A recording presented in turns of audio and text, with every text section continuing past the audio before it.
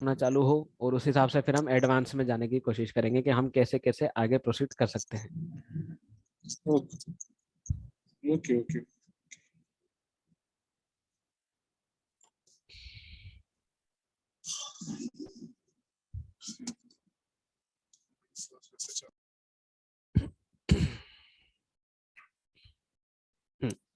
तो पहले हम थोड़ा सा थ्योरी के बारे में पढ़ें, या फिर सीधे ऑब्जेक्ट पे चलना है, हमें डायरेक्ट एंट्री करनी है ऑब्जेक्ट से, मतलब सीधे सॉफ्टवेयर पे ही बात करनी है? क्योंकि जितना मुझे पता थ्योरी है हो कि, तो ज्यादा बेटर है सर। हाँ, क्योंकि जितना मुझे पता है कि अगर हम डायरेक्ट ही सीधे प्रैक्टिकल पे उतरेंगे तो हमें बेसिक चीजें पता नहीं होती है, तो थोड़ा सा बेसिक अगर हाँ क्लियर जी होता चले तो ज्यादा बेटर रहता है। ठीक है। हाँ जी। तो आज जैसा कि हमारा इंट्रोडक्शन क्लास है, तो हम उसी हिसाब से हम बात भी करेंगे कि यहाँ पर हमें कैसे कैसे क्या क्या चीजें करनी है, क्यों कर रहे हैं हम एनसीएस के अंदर काम। तो उस चीजों के हिसाब से हम चलेंगे। तो हम सबसे पहले बात करते हैं एफईए की। तो क्या होता है एफईए, किसी को पता है? FEA, इन्फिनिट FEA, जैसे, एलिमेंट एनालिसिस। हाँ जी, एफईए मतलब फाइनाइट एलिमेंट एनालिसिस। ठीक है। अब फाइनाइट एलिमेंट एनालिसिस की जगह आप इसको फाइनाइट एलिमेंट मेथड भी बोल सकते हो, क्योंकि एनालिसिस के जो तरीका होता है उसको हम मेथड्स भी बोलते हैं। तो जो फॉर्म कहते हैं कि जो फुल फॉर्म है उसके हिसाब से एफईए आता है, बट आप इसको एफईएम भी अपने हिसाब से कंसिडर कर सकते हो। ठीक है। अब डिफरेंस क्या होता है, क्या क्या प्रोसेस होती है, वो हम तरीके से देखते हैं। अब एफईए जो होता है हमारा फाइनाइट एलिमेंट एनालिसिस। ठीक है। अब इसको, ये एक मेथड होती है सॉल्व करने की, किसको, जो हमारी इंजीनियरिंग का जो तरीका होता है किसी भी मेथड को सॉल्व करने का, कि क्या क्या दिक्कतें आ सकती है, क्या क्या सोल्यूशन हम निकाल सकते हैं। तो उस तरीके के मेथड को हम बोलते हैं एफईए। अब इसके अंदर हमारे पास में तीन मेथड होती है। ठीक है। पहली मेथड होती है एनालिटिकल। ठीक है। दूसरी मेथड होती है हमारे पास में न्यूमेरिकल। और जो तीसरी मेथड होती है वो होती है हमारे पास में एक्सपेरिमेंटल। तो आप लोगों ने पढ़ा ही होगा इसके बारे में, और अगर नहीं पढ़ा है तो हम उस हिसाब से हम चालू करते हैं कि क्या क्या चीज़ें होती है, एनालिटिकल मेथड क्या होती है, न्यूमेरिकल मेथड क्या होती है, और एक्सपेरिमेंटल मेथड क्या होती है। ठीक है। अब जैसा कि हमने बात करी सबसे पहले एनालिटिकल मेथड का, तो इसको हम बोलते हैं सबसे पहले क्लासिकल अप्रोच। ठीक है। अब क्लासिकल अप्रोच का मतलब क्या होता है कि जैसे मान लो आपको किसी भी बीम के ऊपर लोड निकालना है। ठीक है। तो बीम के ऊपर अगर आपको लोड निकालना है तो आपके पास में एक पर्टिकुलर फॉर्मूला है, उस फॉर्मूले के हिसाब से आपको उसमें वैल्यू डालनी है। ठीक है। और उस वैल्यूज के हिसाब से आपके पास में रिजल्ट आ जाता है। ठीक है। हाँ ये जी। होती है हमारे पास में एनालिटिकल मेथड। मतलब आपको exact as it is procedure follow करनी है। आपको कोई भी आपके पास में दिक्कत है, मेथड है, तो उसके पास में, आपके पास में उसका फॉर्मूला है, उस फॉर्मूले के अंदर वो वैल्यूज डालो, वैल्यू डालने के अंदर सॉल्व करो और उसका रिजल्ट आ जाएगा। आसान तरीका है। तो अगर यही आसान तरीका अगर हमारे पास में है, तो फिर हमें न्यूमेरिकल मेथड और एक्सपेरिमेंटल मेथड की जरूरत क्या पड़ी? तो दिक्कत ये आती है कि अगर आपको केवल सिंगल बीम का मेथड निकालना है तो आप फॉर्मूले में डाल के निकाल दोगे। पर मैं आपको बीम को बीच में से तोड़ के मरोड़ के दे दूं आपको, और मैं फिर आपसे पूछूं कि भैया इसके ऊपर कितना लोड लगेगा, क्या चेंजेस आएंगे, निकालो, तब तो आपका फॉर्मूला फेल हो गया। हाँ जी हाँ जी। ठीक है। तो वो वाले सिनेरियो में कि जब आपके पास में ऐसी कोई कॉम्प्लेक्स डिजाइन आ जाए, या फिर कोई कॉम्प्लेक्स ऑब्जेक्ट आ जाए, या कॉम्प्लेक्स कह सकते हैं कि आपके पास में क्वेश्चन आ जाए, तब इस जगह पे हमारा एनालिटिकल मेथड फेल हो जाती है। क्यों? क्योंकि हम केवल इस पर फॉर्मूले के हिसाब से काम करते हैं। फिर हमारे पास में आती है न्यूमेरिकल मेथड। ठीक है। अब न्यूमेरिकल में हमारे पास में मेथड में क्या होता है, न्यूमेरिकल के अंदर हम क्या करते हैं, हमारा जो अप्रोक्सीमेट आंसर निकलता है वो अजम्पशन के हिसाब से निकलता है, कि हम मान के चलते हैं कि कंसिडर कर लो ऐसा है। ठीक है। अब वो ऐसा अजम्पशन पे क्यों आते हैं हम, वो उसको थोड़ा सा हम डिटेल में भी पढ़ेंगे, पर थोड़ा लेट पढ़ते हैं। अभी हम केवल इसके बारे में जानते हैं कि न्यूमेरिकल मेथड होती क्या है। तो न्यूमेरिकल मेथड के अंदर हम क्या करते हैं, ये एक तरीके से हमारी कॉम्प्लेक्स ज्योमेट्री जो जो होती है, जो हम यहाँ पर सॉल्व नहीं कर सकते एनालिटिकल के अंदर, उनके लिए हमारे पास में न्यूमेरिकल मेथड आती है। अब इसके अंदर क्या करते हैं हम, इसके अंदर हमें ना जो भी कह सकते हैं कि जैसे मान लो आपको किसी हुक के बारे में आपको चीजें निकालनी है। ठीक है। आपने कोई भी आयरन का एक हुक बनाया, उसके बारे में आपको डिटेल चाहिए। तब यहाँ पर हम उस हुक के बारे में पूरी चीजें नहीं निकाल सकते, क्योंकि हमारे पास में ऐसा कोई फॉर्मूला नहीं है कि हम उसमें से वैल्यू निकाल लें कि वो हुक की फटिक फेलियर कब हो जाएगा, या फिर कब वो प्रोसेस में कर पाएगा नहीं कर पाएगा, क्या चीजें हमारी उसकी कॉस्ट बचा सकती है, तब यहाँ पर हमारे पास न्यूमेरिकल मेथड आती है जिसके अंदर हम यूज करते हैं हमारे सॉफ्टवेयर्स का, जैसे एनसिस हो गया। ठीक है। अब इस मेथड से आपको समझ में आ गया होगा कि हम कहना क्या चाहते हैं। इस मेथड से हम ये कहना चाहते हैं कि हमें यहाँ पर क्या करना होता है, हमें यहाँ पर एक डिजाइन बनानी होती है, उस डिजाइन को मटेरियल अप्लाई करो, उस मटेरियल अप्लाई करने के बाद में उसके ऊपर जो भी फोर्स हो गया आपका, लोड हो गया आपका, वो अप्लाई करो, एंड देन उसका रिजल्ट आ जाएगा आपके पास में। ठीक है, तो ये मेथड समझ में आ गई यहाँ पर। अरे सुन रहे हो नहीं सुन रहे हो आप लोग? हाँ सर, आ गया सर, आ गया। नहीं मतलब कोई रिस्पॉन्स ही नहीं आ रहा है यार, आप दो दो जने हो फिर भी हेलो, कोई नहीं बोल रहा है। आ गया सर, आगे क्लियर है। राहुल सर चलो बिल्कुल ठीक है। सौरभ सर आपकी आवाज नहीं आई? हाँ सर। जी जी जी ठीक है। तो यहाँ पर हमारे पास में क्या मेथड होगी, यहाँ पर हमारे पास में मेथड होगी कि हमने उसकी डिजाइन बनाई, डिजाइन बनाने के बाद में उसके ऊपर लोड या फोर्स या जो भी हमें अप्लाई करना है वो करा, देन उसके बाद में हमारे पास में पर्टिकुलर ऑब्जेक्ट के हिसाब से रिजल्ट आ जाता है। तो ये मेथड हमारे पास में फास्ट होगी। अब इस मेथड के बावजूद भी फिर हमें इस मेथड की क्या जरूरत पड़ी? अगर एनालिटिकल मेथड से जो काम नहीं हो रहा था हमने न्यूमेरिकल से कर लिया, तो फिर हमें इसकी क्या जरूरत पड़ी? तो इसका जैसा कि नाम है वही इसका काम है। क्या नाम हो गया इसका? Experimental method. एक्सपेरिमेंटल मतलब आपने इस चीज की मैन्युफैक्चरिंग कर ली। अब मैन्युफैक्चरिंग कर ली तो मतलब आपके पास में वो प्रोडक्ट रियलिटी में आ गया। रियलिटी में आ गया तो मतलब आप उसके ऊपर रियल कंडीशन अप्लाई कर सकते हो। रियल कंडीशन मतलब अगर आपने कोई हुक बनाया है तो उस हुक के ऊपर प्रॉपर लोड अप्लाई कर सकते हो, स्ट्रेच कर सकते हो, स्ट्रेन दे सकते हो उसके ऊपर। जो भी एक्टिविटी आपको करनी है वो एक्टिविटी आप उस पर परफॉर्म कर सकते हो, एंड देन आपके पास में उसका जो भी रिजल्ट आएगा वो एक्चुअल आएगा। जो कि हम बोलते हैं एक्चुअल लाइफ साइकिल जो होती है प्रोडक्ट की, वो एक तरीके से आपके पास में आ गई। तो हम इस अगर ये मेथड इतनी अच्छी है तो इसका इस्तेमाल क्यों नहीं करते? कोई बताएगा आप में से? नहीं सर, नहीं पता। सौरभ सर? नहीं पता। अरे सर अभी तो मैंने सारे कारण बताए, आप सुन नहीं रहे लगता है मेरे को। अच्छा, एनालिटिकल मेथड के अंदर हम क्या करते हैं?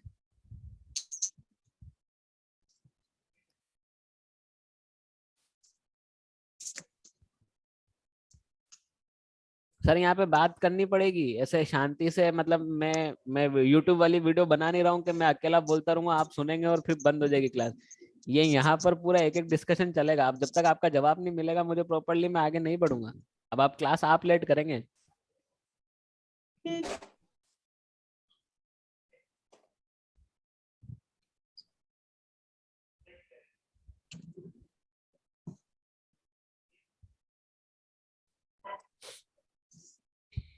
एनालिटिकल में सर एक सब्जेक्ट, एक ऑब्जेक्ट का जो भी फोर्स होगा या जो भी उसमें निकालना रहेगा उसका एक ऑब्जेक्ट का निकाल सकते हैं, फॉर्मूला के अनुसार रिजल्ट आ सकता एनालिटिकल के अंदर हमारे पास में सिंपल सिंपल डिजाइन रहेगा। के ऊपर, सिंपल ऑब्जेक्ट के ऊपर ही जो भी हम चीजें परफॉर्म कर सकते हैं। क्यों? क्योंकि हम, आपने जो बोला कि हमारे पास में सिर्फ फॉर्मूला होता है, तो फॉर्मूला किसी सिंपल डिजाइन पे ही काम कर सकता है, कॉम्प्लेक्स डिजाइन पे काम नहीं करता है। और न्यूमेरिकल के अंदर क्या हो जाएगा? न्यूमेरिकल के अंदर सर बहुत सारा ऑब्जेक्ट का, एक एक ऑब्जेक्ट का अंतर क्या है इन दोनों में? सर डिफरेंस ये है कि इसमें हम सिंपल कैलकुलेशन कर सकते हैं, उसमें थोड़ा कॉम्प्लेक्स कर सकते हैं अगर डिजाइन कॉम्प्लेक्स होता है तो। बिल्कुल। तो डिफरेंस इतना सही है कि एक तरीके से ये हमारे पास में थ्योरेटिकल मेथड होगी और ये हमारे पास में कैड वाली मेथड होगी। कैड वाली मेथड मतलब हमने कंप्यूटर एडेड डिजाइन बनाई और उस डिजाइन के ऊपर जो भी हमें एक्शन परफॉर्म करने थे, ऑपरेशंस करने थे, वो हमने परफॉर्म करे। ठीक है। अब हम बात करें एक्सपेरिमेंटल की, तो जब हमारे पास में ये दो मेथड है तो हमें एक्सपेरिमेंटल की जरूरत क्यों पड़ी? क्योंकि सीधी सी बात है, अगर हम कोई सी भी डिजाइन जब तक उसको एक्चुअली परफॉर्म नहीं करेंगे तब तक उसका कोई मतलब नहीं है। क्योंकि हमको अगर कार भी बनानी है, हमने उस कार की एनालाइजिंग कर ली, बट वो चाहिए तो रियल लाइफ में ना।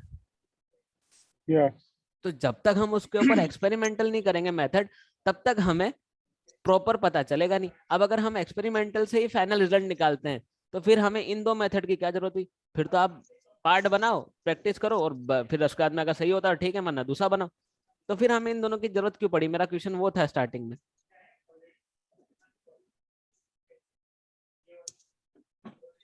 सर आपने जैसे बताया ना कि एज्यूम करते हैं एज्यूम हम verticals में।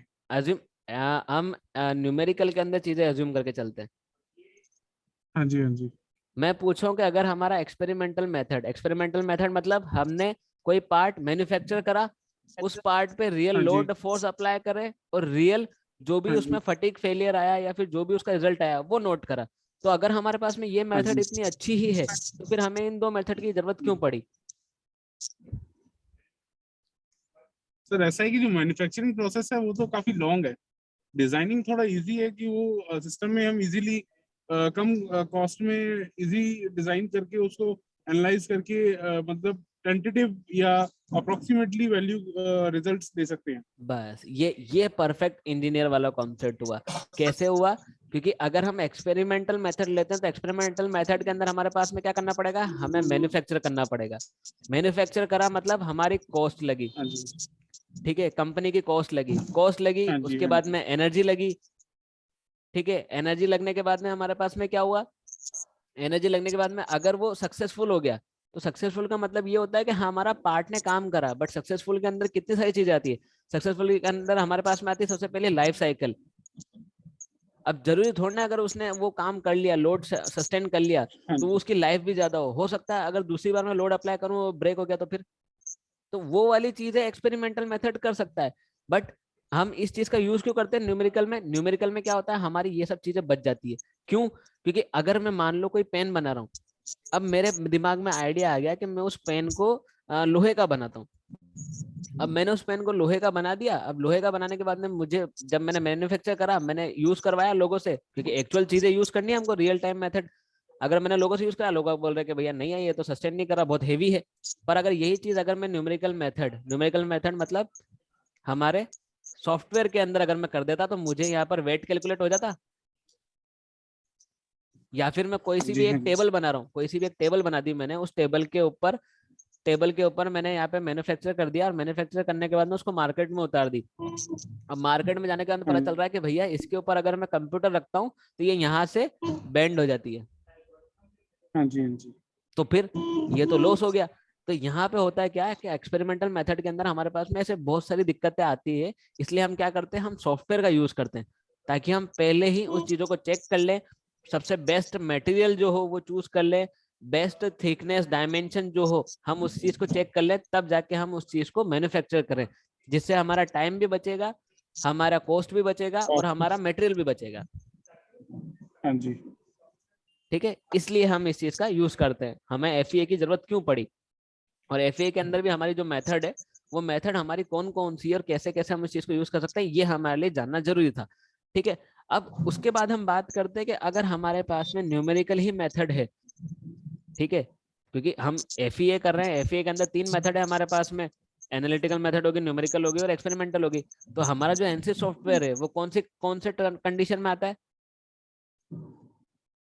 पता नहीं सर। हमारा एनसी सॉफ्टवेयर जो आ गया वो आ गया न्यूमेरिकल में, अभी तो बताया। न्यूमेरिकल में। Okay, okay, okay.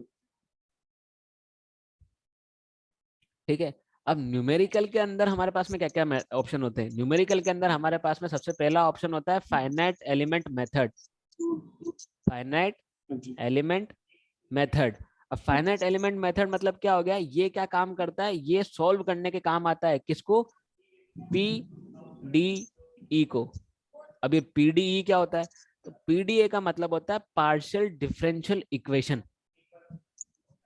ओके, ठीक है, तो अब जो भी हमारे पास में प्रॉब्लम आती है पार्शियल डिफरेंशियल इक्वेशन को लेकर, उन चीजों को सॉल्व करने के लिए हम फाइनाइट एलिमेंट मेथड को यूज करते हैं, जो कि क्या है, एक टाइप है न्यूमेरिकल मेथड का। न्यूमेरिकल मतलब हमारे एनसिस का। ठीक है, दूसरा तरीका दूसरा तरीका क्या होता है, बाउंड्री एलिमेंट मेथड।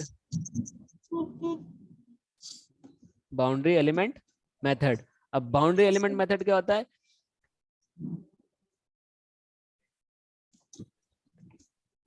नहीं पता सर। कोई दिक्कत नहीं। तो बाउंड्री एलिमेंट मेथड क्या हाँ होता है जी, कि जब भी हमारे पास में कोई कॉम्प्लेक्स शेप होता है, कॉम्प्लेक्स शेप मतलब इन द हाँ जी, सेंस कि वो, जैसे मान लो हमारे पास में शीट मेटल डिजाइन है कोई, ठीक है। हाँ जी, अब हाँ जी, शीट मेटल डिजाइन मतलब कि वो यहाँ से ऐसे चेंज हुई, यहाँ पे ऐसे चेंज हुई, यहाँ से यहाँ तक ऐसे आ गई। देन उसके बाद में यहाँ पे अगर हम उसको 3D में अगर ऑब्जर्व करते हैं, जैसे ये 3D में मैंने मान लिया,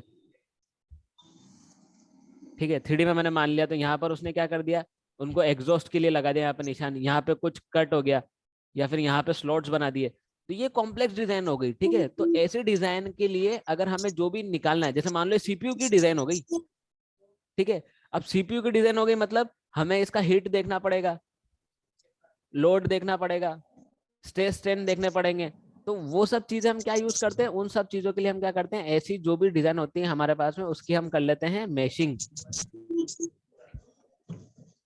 ठीक है, तो मैशिंग करने से क्या होता है, हम मैशिंग करने से जो फाइनाइट हमारे पास में इनफाइनाइट जो एलिमेंट होते हैं हम उनको चेंज कर देते हैं अलग अलग पार्ट्स में, और उन पार्ट के हाँ ऊपर जी, हाँ जी। एक एक पार्ट के ऊपर हम चीजें प्रैक्टिस करके देखते हैं, तो उससे हमारा काम आसान हो जाता है और उससे हम इन चीजों को निकाल लेते हैं। तो न्यूमेरिकल में हमारे पास में दूसरी हाँ कंडीशन क्या हो गई, न्यूमेरिकल में हमारे पास में दूसरा टाइप हो गया बाउंड्री एलिमेंट मेथड। ठीक है, अब उसके बाद में क्या आता है, उसके बाद में हमारे पास में तीसरा तरीका आता है। तीसरा तरीका कौन सा होता है, finite volume method. Finite volume method. अब फाइनाइट वॉल्यूम मेथड क्या होता है, ये जब भी हम थोड़ी सी कंप्यूटेशनल फ्लूइड वाली चीजें यूज करते हैं, जैसे मान लो आपके पास में कोई सा भी एक टैंकर है, ठीक है, अब ये टैंकर है, इस टैंकर के अंदर आपने क्या भर रखा है, पेट्रोल भर रखा है। तो अब ये जो पेट्रोल होता है ये क्या करता है, ये पेट्रोल थोड़ा सा हाईली इग्निशियस होता है, मतलब अगर आपके अगर इसमें टकरा टकरा के अगर इसमें हीट बन गई तो ये क्या हो सकता है, ब्लास्ट हो सकता है, जो भी है फायर कैच कर सकता है। तो इस टाइप की स्टडी को हम क्या करते हैं, CFD बोलते हैं।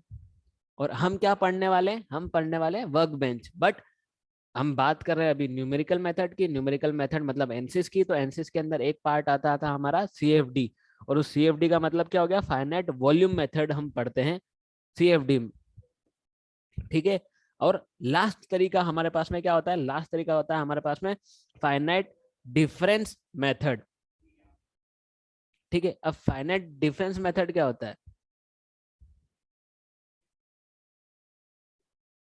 ये बहुत ज्यादा सिमिलर होता है इसके FEM के। कैसे होता है, ये जब भी हमारे पास में ऐसी कोई कंडीशन आती है जिसमें हम उनका यूज करते हैं, कॉम्बिनेशन ऑफ BEM और FVM का यूज करते हैं। काय के लिए यूज करते हैं, जब हमारे पास में कोई ऐसी थर्मल वाली चीज आ जाए या फिर CFD वाली कोई कपल प्रॉब्लम आ जाए, तब जाके हम FDM का यूज करते हैं। मतलब यहाँ पर क्या होता है, यहाँ पर कॉम्बिनेशन यूज करते हैं हम। किस किस का कॉम्बिनेशन, कॉम्बिनेशन ऑफ CFD हो गया और थर्मल हो गया। तो जहां पर हमारे पास में फ्लूइड या हीट या टेम्परेचर इनकी बात आती है तब हम इन दोनों का यूज करते हैं, और जब हमारे पास में सॉलिड की बात आती है तब हम इनका यूज करते हैं। ठीक है, यहां तक क्लियर है। एनसिस में हम क्या क्या करते हैं, अरे बोलो भाई। Yes sir. अरे ऐसे सुस्त सुस्त हो रहे हो यार आप, तो यार इतने मतलब इतना भारी सॉफ्टवेयर पढ़ने की बात कर रहे हो और ऐसे शांति से रिप्लाई दोगे, कैसे काम चलेगा। क्या हुआ, इच्छा खत्म हो गई क्या एनसिस पढ़ने की है, या फिर इंजीनियरिंग से परेशान हो गए, कोई और समस्या हो तो बताओ, रिकॉर्डिंग बंद कर देते, थोड़ी बातें कर लेते चलो। नहीं सर। तो क्या हो गया, ऐसे परेशान परेशान काहे लग रहे हैं, बता ही नहीं रही है, कुछ बोल ही नहीं रहे हैं। थोड़ा बोलिए ताकि हमें भी पता चले कि आप सुन रहे हैं। देखिए फिर चुप हो गए, कोई जवाब ही नहीं है यहाँ से, एक तो चले ही गए।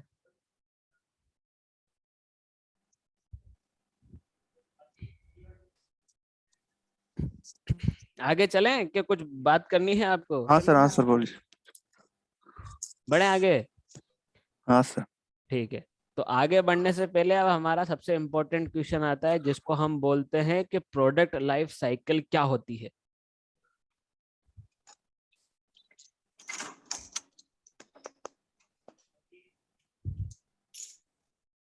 और अगर प्रोडक्ट लाइफ साइकिल की बात कर रहे हैं तो हम जो पढ़ रहे हैं अभी FEA, ये FEA इस प्रोडक्ट लाइफ साइकिल में क्या काम करता है।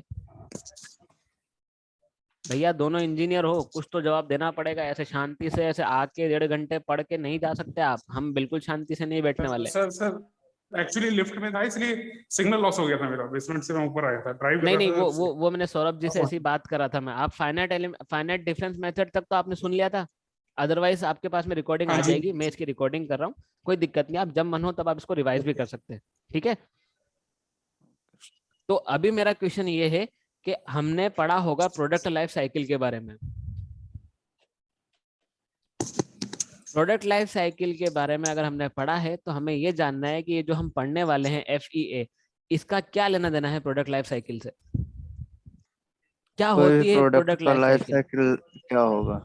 हाँ, क्या होगा प्रोडक्ट का लाइफ साइकिल, और ये FEA क्या काम करता है उसके अंदर, ये जानना है हमें। अच्छा, प्रोडक्ट लाइफ साइकिल के बारे में किसी को पता है? सर प्रोडक्ट लाइफ साइकिल, उसकी लाइफ की कितनी कैपेसिटी है, आई थिंक ये डिफाइन करेगा। आप product life cycle after manufacturing की बात कर रहे हैं, और इंजीनियरिंग लाइफ में प्रोडक्ट लाइफ साइकिल का मतलब होता है कि रॉ मटेरियल से फाइनल मटेरियल तक पहुंचना। तो हम इंजीनियरिंग टर्म में बोल रहे ओके थे, ओके। इंजीनियरिंग टर्म का मतलब हो गया कि फ्रॉम इनिशियल, मतलब एक सिंपल सा मटेरियल पड़ा हुआ है, कचरा पड़ा हुआ है, उस मटेरियल से आपने कोई एक प्रोडक्ट बनाया, तो ये जो पूरा यहाँ से वहां तक की जो स्टेप होगी उसको हम बोलते हैं प्रोडक्ट लाइफ साइकिल, ठीक है। ओके तो इसके अंदर हमारा ये FEA कैसे कनेक्ट होता है, हम उसके हिसाब से चलते हैं। पहले हम देखते हैं प्रोडक्ट लाइफ साइकिल क्या होती है। प्रोडक्ट लाइफ साइकिल का मतलब क्या हो गया, सबसे पहली चीज हो जाती है रिकॉग्नाइजेशन ऑफ नीड, मतलब जो भी जरूरत है उसको पहचानना कि आपको चाहिए क्या। नीड, नीड मतलब जैसे मान लो किसी ने अभी तक कुछ बनाया नहीं था, आपने दिमाग लगा लिया कि 180cc का इंजन बनाना है, सोच लिया, अरे सोचा किसी ने, हाँ ना तो बोलो, यस। सोचा ना आपने 180cc का इंजन बनाना है, हाँ जी हाँ जी। ठीक है। अब दूसरा ऑप्शन क्या आएगा, अब आपने सोच तो लिया, दूसरा आपको सोचनी पड़ेगी उसकी प्रॉब्लम्स। प्रॉब्लम मतलब बनेगा कैसे, ओके ठीक है। मतलब आपने 180cc का सोच तो लिया, अभी तक 150cc का ही बना हुआ था, अब 180cc का बनेगा कैसे, ये सेकंड चीज आ गई प्रॉब्लम। थर्ड चीज आती है सिंथेसाइसिस, ठीक है। अब सिंथेसाइसिस मतलब ये काम कैसे करेगा, ओके ठीक है। पहले सोच लिया हमने कि चाहिए क्या, मतलब लोगों को क्या चाहिए, ज्यादा पावर का चाहिए, ठीक है, तो बनाएंगे कैसे। अब ये सोच लेंगे तो फिर वो काम कैसे करेगा, अब वो काम कैसे करेगा अगर हमने ये भी सोच लिया, तो उसके बाद में हमें क्या करना पड़ेगा, उसके बाद में हमें उसको एनालाइज करना पड़ेगा, ठीक है। एनालाइज करना पड़ेगा, एनालाइज का मतलब क्या होता है, यहाँ पर हमारा काम आता है FEA, मतलब आपने चीज सोच ली क्या बनानी है, आपने ये सोच लिया कि वो कैसे बनेगी, कि मैंने 4 पिस्टन लगा दिए, ऐसा कर दिया वैसा कर दिया और एक मॉडल बना लिया। फिर उसके बाद में हमारे पास में तकलीफ आई कि ये भैया काम कैसे करेगा, तो मैंने काम करने का तरीका बता दिया कि शाफ्ट को जोड़ दिया, शाफ्ट से ये रोटेट होगा, ऐसे रोटेट होगा, इधर से फ्यूल इनटेक होगा, इधर से थोड़े से प्रोसेस हो जाएगी और हो जाएगा काम। बट उसके बाद में हमारी बात आती है एनालाइसिंग की। एनालाइसिंग की मतलब भैया जो हीट जनरेट हुई वो क्या करेगी, है इतना रोटेशन आपने लिया, फ्रिक्शन आ रहा वो क्या करेगा, आपने जो मटेरियल लिया वो कितने लाइफ तक चलेगा, आपने जो बॉडी बनाई वो कितनी हेवी होगी। तो ये सारी चीजें हम कैसे सॉल्व करते हैं, FEA से। हाँ ऐसे ऐसे आवाज आनी चाहिए, सुनने में आना चाहिए मेरे को, ठीक है। अब FEA ओके से ओके फिर इसके बाद में हम क्या करते हैं, हम हमारे पास में जो भी रिजल्ट आता है उसको हम क्या करते हैं, इवेल्युएट करते हैं। ओके इवेलुएट मतलब एक तरीके से आपके पास में आ गया रिजल्ट। अब रिजल्ट कैसे आया, सॉफ्टवेयर में हमने चीजें बनाई, उस पर चीजें अप्लाई करी और उसके हमारी रिपोर्ट आई हमारे पास में। जैसे ही हमारे पास में रिपोर्ट आती है उसके बाद में क्या होता है, उसके बाद में जो भी फाइनल हमारे पास में रिजल्ट निकला उसको हम क्या कर देंगे, प्रेजेंट कर देंगे। प्रेजेंट करना मतलब ओके। ड्राफ्टिंग। ड्राफ्टिंग का मतलब पता है, ओके हाँ जी। ड्राफ्टिंग का मतलब क्या हुआ, जो भी प्रोडक्ट आपका फाइनलाइज हुआ उसके आप अलग अलग तरीके से व्यूज दिखा देंगे, डायमेंशन दे देंगे और उसको दे देंगे कहाँ पे, 7वीं स्टेप, मैन्युफैक्चरिंग के लिए। अच्छा। मैन्युफैक्चरिंग के लिए। तो इसे हम बोलते हैं प्रोडक्ट लाइफ साइकिल। सबसे पहले हमें क्या चाहिए, आइडिया चाहिए कि हमें बनाना क्या है। फिर दूसरा हमें क्या चाहिए कि उसमें दिक्कतें क्या क्या आ सकती है, कि अगर मैं 180 सीसी बना रहा हूँ तो मतलब क्या क्या दिक्कतें आ सकती है, बन सकता है नहीं बन सकता, पॉसिबल है कि नहीं है। ये सब चीजें हम क्या लॉजिकल थिंकिंग पे कर रहे हैं। फिर उसके बाद में हम उसको क्या सोचेंगे कि ये बनेगा कैसे, बनेगा कैसे, मतलब यहाँ पर आ जाता है हमारा थ्योरी ऑफ मशीन। ओके ठीक है, थ्योरी ऑफ मशीन के तरीके से हम बनाते हैं कि हमारी थ्योरी ऑफ मशीन कैसी है, हम उसको कुछ टर्म में इसमें यूटिलाइज कर सकते हैं। फिर उसके बाद में हमारे पास में आ जाता है उसकी एनालाइजिंग करना, या फिर हम बोल सकते हैं उसको ऑप्टिमाइजेशन। जहां पर हम क्या यूज करते हैं, जहां पर हम यूज करते हैं एफईए का। एफईए का यूज क्यों करते हैं, ताकि हम जो भी हमने ऑब्जेक्ट बनाया है उस ऑब्जेक्ट पे हम क्या अप्लाई कर सकें, फोर्स अप्लाई कर सकें और उसका रिजल्ट ले सकें। और जैसे ही हमारे पास में उसका रिजल्ट निकला, हमने फाइनल ड्राफ्टिंग कंप्लीट करवाई, जिसको हम बोलते हैं प्रेजेंटेशन, और उसके बाद में दे दिया मैन्युफैक्चरिंग पे। आया यहाँ तक समझ में थ्योरी? बिल्कुल सर, आ गया सर, आ गया। अब अगला क्वेश्चन पूछता हूँ। अब इसका जवाब देना पड़ेगा थोड़ा सा, इंजीनियरों से उम्मीद है मुझे कि हाँ जवाब जी दे सकते हैं। ठीक है, द क्वेश्चन इज एफ ई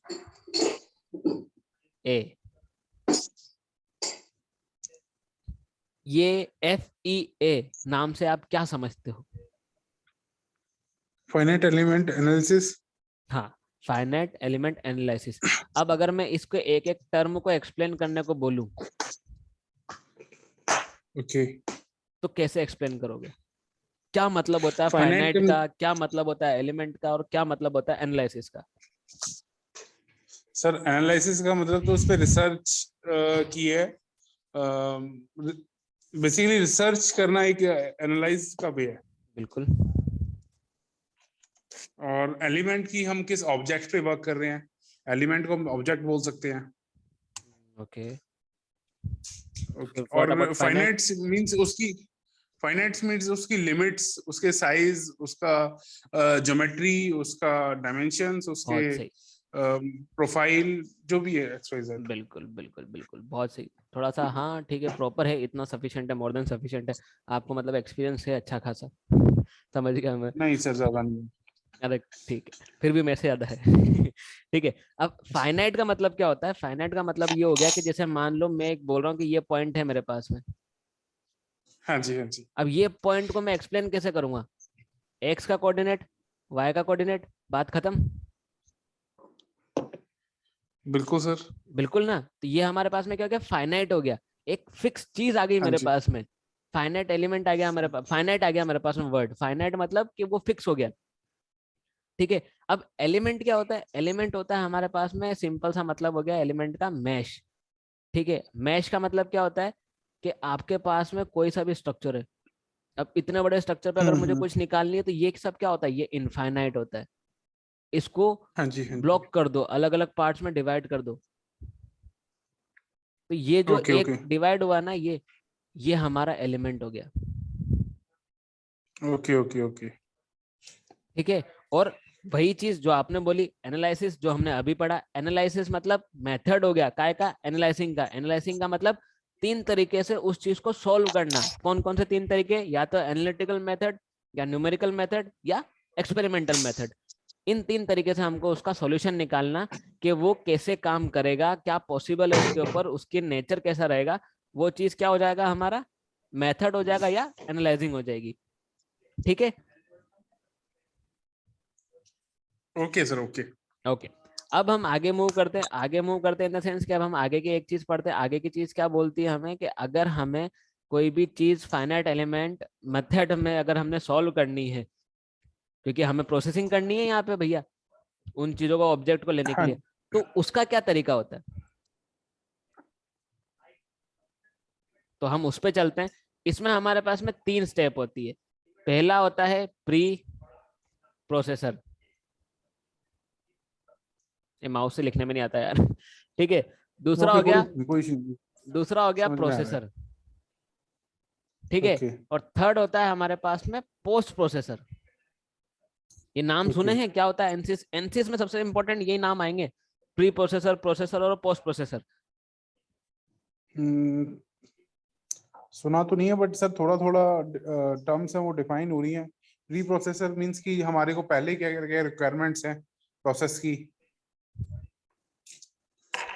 ठीक है, इसमें हम ये चीज बोलते हैं कि जैसे हम जो भी चीजें करने वाले हैं वो हाँ जी, हमारी इसके अंदर आएगी। कैसे आएगी?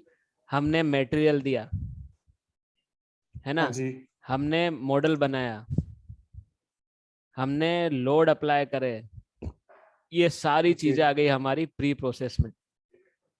इसका जो रिजल्ट जाएगा वो जाएगा प्रोसेसर में। वो रिजल्ट से हम निकालेंगे डाटा, क्या क्या पॉसिबल ओके, चीजें हैं।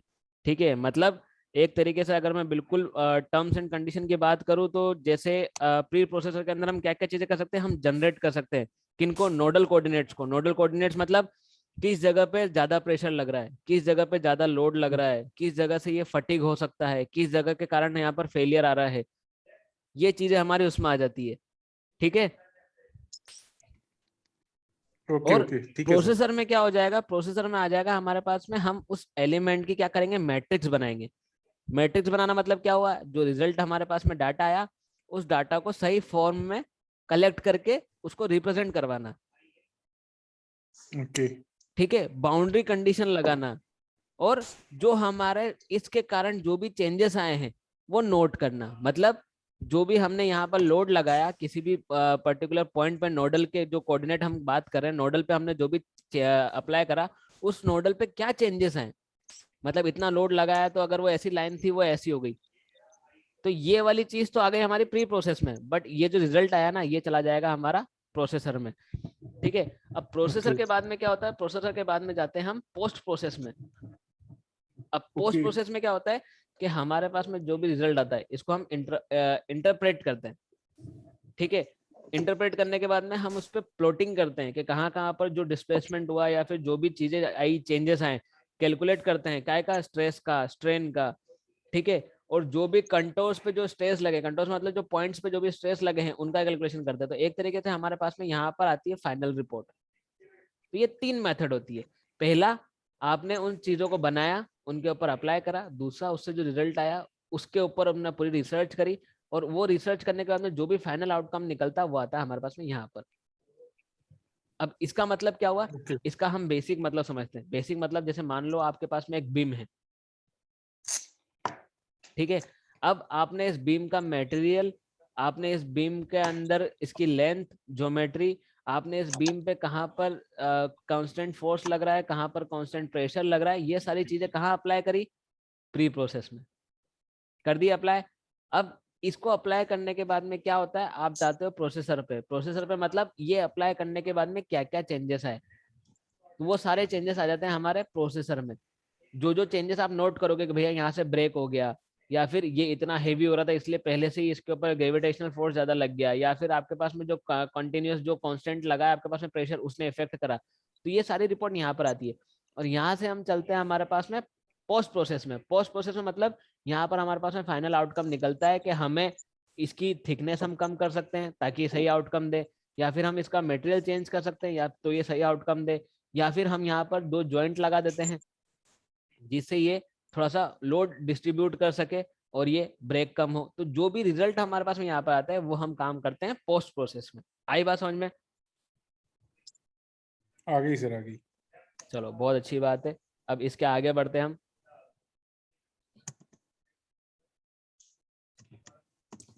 अब हमने यहाँ तक अगर पढ़ ही लिया है तो हमें अब आगे की चीजें पढ़नी है। क्या पढ़नी है, हमारी जो FEA होता है, फाइनाइट एलिमेंट एनालिसिस वाली, इसकी जो स्टेप्स होती है वो क्या होती है।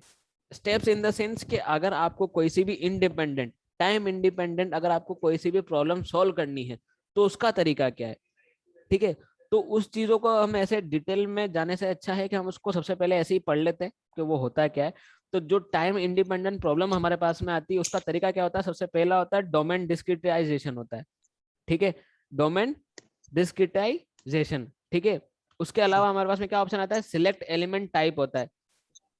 मतलब आपको जो शेप हो गया या फिर जो आपका अप्रोक्सीमेशन तरीका हो जाता है उस चीज को डिफाइन करने का, वो ऑप्शन हो गया। या फिर आप जो एलिमेंट होते हैं उसकी इक्वेशन को आपको डिराइव करना पड़ता है, या फिर आपने जो असेंबल करा एलिमेंट को, इक्वेशन को, उसको ग्लोबली सिस्टम के हिसाब से चेंज करना पड़ता है। तो ये तरीके होते हैं FEA के। ठीक है, जो कि टाइम इंडिपेंडेंट होते हैं। अब टाइम इंडिपेंडेंट होने का मतलब होता है कि जो एक फॉर्मूला हमारे पास में आता है वो आता है K u किसके बराबर हो जाता है, f के बराबर। सौरभ जी आ रहा है आपको समझ में? आ रहा है सर। ठीक है, तो यहाँ पर k क्या होता है, कौन बताएगा? चलो छोड़ो, कोई दिक्कत नहीं, मैं मतलब ऐसा फालतू टॉर्चर नहीं करता हूँ। ठीक है, अब हमें केवल ये चीजें थ्योरेटिकल थोड़ा सा जानना होता है ताकि हमें आगे काम आ सके, क्योंकि इनकेस अगर आप एनसिस के ऊपर जा रहे हो तो आपको इंटरव्यू में ये क्वेश्चन आ सकता है, व्हाट इज के यू इक्वल्स टू एफ, और इसमें के क्या होता है, यू क्या होता है, एफ क्या होता है, क्योंकि ये बेसिक क्वेश्चन होता है सबके एनसिस के अंदर। तो मैं आपको इसका फॉर्मूला बता देता हूँ कि इसका मतलब क्या होता है। यहाँ पर के का मतलब होता है स्टिफनेस, ठीक है, या फिर आप इसको बोल ओके सकते हो प्रॉपर्टी मैट्रिक्स, ठीक है। ओके और U का मतलब हो जाता है डिस्प्लेसमेंट वेक्टर, किसका, नोडल का, ठीक है। और इसको आप ये भी बोल सकते हो कि बिहेवियर, बिहेवियर कैसा है वो आप इसमें यूज कर सकते हो, ठीक है। और F का मतलब हो जाएगा यहाँ पर नोडल का जो वेक्टर होता है, किस हिसाब से, फोर्स के हिसाब से, मतलब नोडल फोर्स वेक्टर, वो F हो जाता है, मतलब एक तरीके से क्या एक्शन वो परफॉर्म करा, उसका मतलब हो जाता है F, ठीक है। तो यहाँ पर के यू एफ, इस हिसाब से हमें एक्सप्लेन करना है। के का मतलब स्टिफनेस या फिर प्रॉपर्टी मैट्रिक्स बोल सकते हैं, ठीक है। यू को आप बोल सकते हो नोडल डिस्प्लेसमेंट वेक्टर मतलब बिहेवियर, और एफ को आप बोल सकते हो नोडल फोर्स वेक्टर मतलब एक्शन, ठीक है। अब ओके इसका मतलब क्या होता है, इसका मतलब हमारे पास में एक फाइनल रिजल्ट जो निकलता है वो ये निकलता है कि या तो ये इनकॉर्पोरेट बाउंड्री कंडीशन लगा रहा है या फिर इनिशियल कंडीशन लगा रहा है। इनिशियल कंडीशन मतलब जो स्टार्टिंग में हमारे पास में जो भी प्रोसेस आती है उस हिसाब से। अब उसके कारण हमें करना क्या पड़ता है, हमें इसको असेंबल सिस्टम के हिसाब से इसकी इक्वेशन बनानी पड़ती है, जिससे हम इसका डिस्प्लेसमेंट हो गया या फिर सेकेंडरी जो भी अननोन स्ट्रेस होते हैं या स्ट्रेस निकलते हैं वो हम इसके थ्रू निकालते हैं। ये होती है हमारी बेसिक तरीका FEA के अंदर कि हम के यू इक्वल्स टू एफ का यूज करते हैं, जिसके अंदर हम क्या करते हैं, असेंबल सिस्टम की इक्वेशन के हिसाब से सॉल्व करते हैं, जिसके अंदर हमारे पास में जो डिस्प्लेसमेंट हो गया या फिर जो भी स्ट्रेस या स्ट्रेन होता है वो हम निकालने का काम करते हैं। ये तरीका होता है हमारे पास में FEA का। यहाँ तक समझ में आया FEA क्या होता है, क्यों होता है, काय के लिए होता है, क्या करते हैं। अब अगर FEA अगर इसमें आपको समझ में आया तो FEA के बाद में हमारे पास में अगला क्वेश्चन आता है मैशिंग। पासपोर्ट में या फिर अब मैशिंग क्या होता है,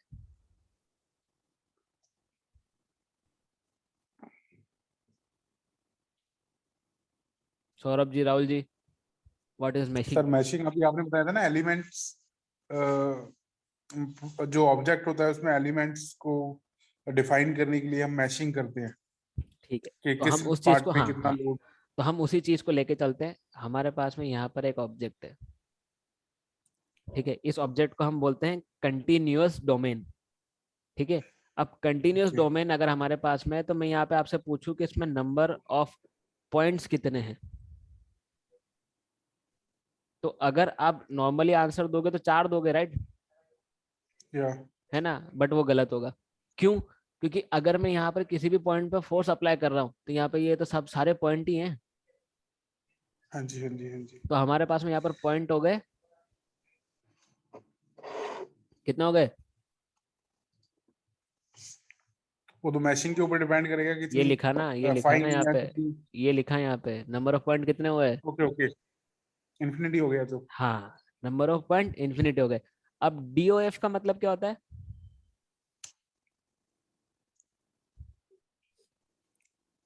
DOF का मतलब नहीं होता है पता। डिग्री ऑफ फ्रीडम, ओके और यहाँ पर डिग्री ऑफ फ्रीडम कितनी हो गई, 6 हो गई। 6 कैसे हुई, ठीक है 3 तो हो गई हमारे पास में X axis, Y axis, Z axis में, ओके और 3 हो गई हमारे पास में रोटेशनल, ओके ओके ओके मतलब एक्स एक्सिस में भी घूम सकता है, वाई एक्सिस में भी घूम सकता है, और जेड एक्सिस में भी घूम सकता है, ठीक है। अब इसके आगे चलते हैं हम। अब मैं, मेरे पास में जो ऑब्जेक्ट आया, मेरे पास में ये चीजें आई, और अगर मुझे इसकी इक्वेशन निकालनी पड़ेगी कि मुझे इसमें कितनी जगह पे सॉल्व करना पड़ेगा, क्योंकि उस हिसाब से मेरे को सॉल्व करना पड़ेगा। तो इक्वेशन सॉल्व हाँ करने के जी लिए हाँ जी। हमारे पास में तरीका क्या है, number of point into degree of freedom पर पॉइंट, तो कितना हो गया, इनफाइनाइट हो गया, तो भैया यहाँ हाँ तो हम जी, फंस हाँ गए, जी। हमारा फॉर्मूला लगेगा ही नहीं। तो अब आता है इसकी एंट्री। इसकी एंट्री कैसे हुई? मैंने इस पार्ट पे मैशिंग लगा दी। Mashing okay. किस हिसाब से लगा दी? मैशिंग मैंने लगा दी इस हिसाब से, सिंपल मेथड से, 1 2 3। यहाँ से हमने चेंज कर दिया 1 2 3 और 4। तो अब यहाँ पर हमारे पास में सबसे इंपॉर्टेंट क्वेश्चन आता है कि नंबर ऑफ पॉइंट कितना हो गए। तो ये हर जगह पे नंबर ऑफ पॉइंट हो जाएंगे। नंबर ऑफ पॉइंट कितना हो गए, कैलकुलेट करो फटाफट।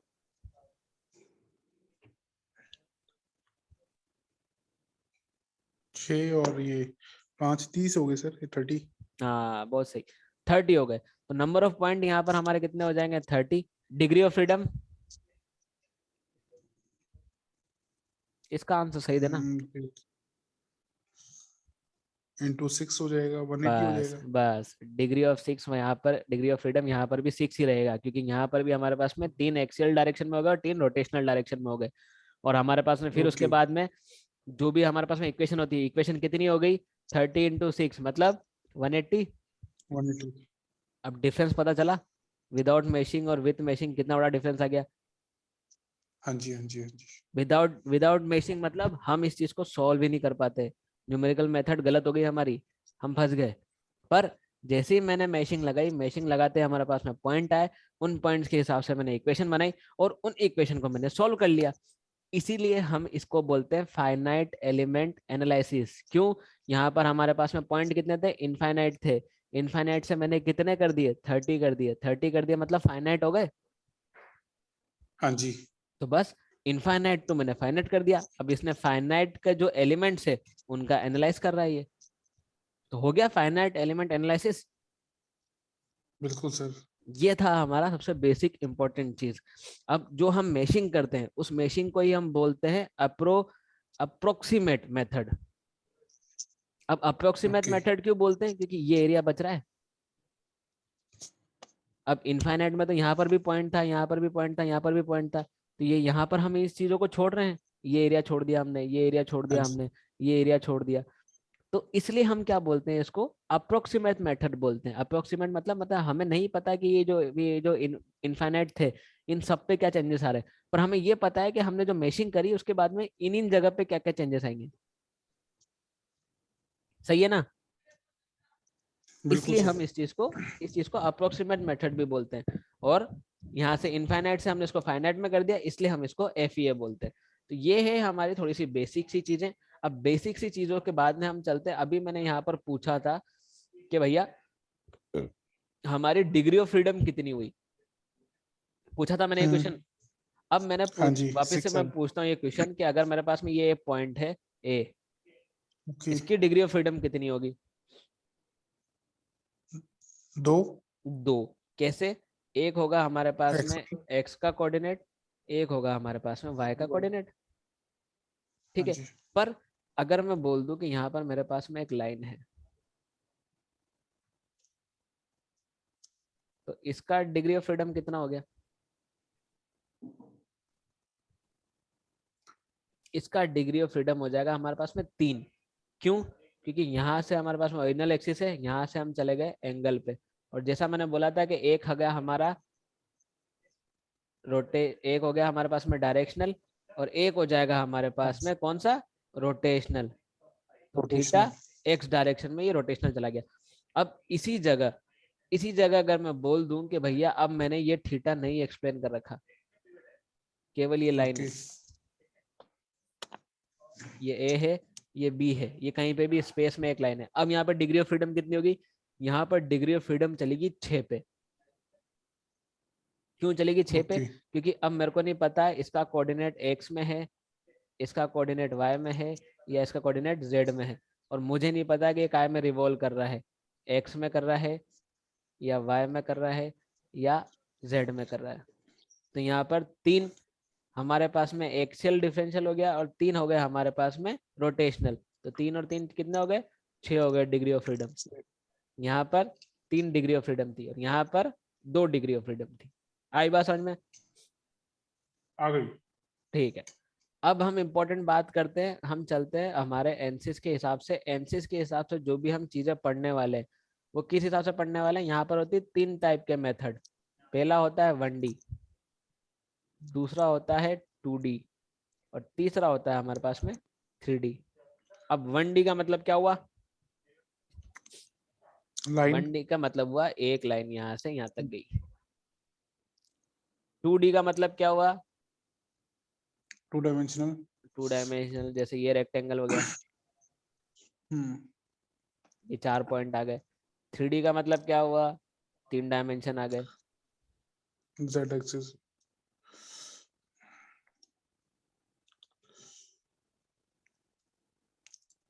ठीक है, अब इसमें हमारे पास में मेथड क्या होती है? इसमें हमारे पास में मेथड होती है, सबसे पहली होती है लीनियर। ठीक है, लीनियर हो गई, दूसरी हो गई क्वाड्रेटिक, और तीसरी हो जाती है क्यूबिक। ठीक है, अभी मैं इसको समझाऊंगा क्या होती है। 2D के अंदर हमारे पास में लीनियर होती है, क्वाड्रेटिक होती है और क्यूबिक होती है। बट 3D के अंदर हमारे पास में 2 ही मेथड बचती है, कौन कौन सी? लीनियर और क्वाड्रेटिक। ठीक है, अब 1D के अंदर लीनियर की अगर हम बात करें तो कौन कौन सी चीजें हो सकती है? या तो बीम हो सकता है या ट्रस हो सकता है, एग्जाम्पल मान लेते हैं। ठीक है, क्वाड्रेटिक में भी बीम आता है और क्यूबिक में भी बीम आता है। क्यों आता है वो देखेंगे। 2D के अंदर जो लीनियर हो गया वो कैसा हो गया? प्लेन स्ट्रेस हो गया। प्लेन स्ट्रेस पे अगर हमारा जो ऑब्जेक्ट है हमारा 2 डायमेंशनल है तो हम इस पे प्लेन स्ट्रेस निकाल सकते हैं। क्वाड्रेटिक के अंदर भी क्या हो जाता है? प्लेन स्ट्रेन हो जाएगा। और क्यूबिक के अंदर क्या हो जाता है? एक प्लेट हो गई या फिर शेल हो गया। और 3D के अंदर हमारे पास में 2 मेथड आ गए, लीनियर आ गया और क्वाड्रेटिक आ गई। अब इस चीज को समझते हैं कैसे ये लीनियर क्या होता है। ठीक है, अरे रुक जा यार, गलत काट दिया। हाँ, तो हमारे पास में क्या हो गया? यहाँ पर ये डायमेंशन आ गई, लीनियर, क्वाड्रेटिक और क्यूबिक।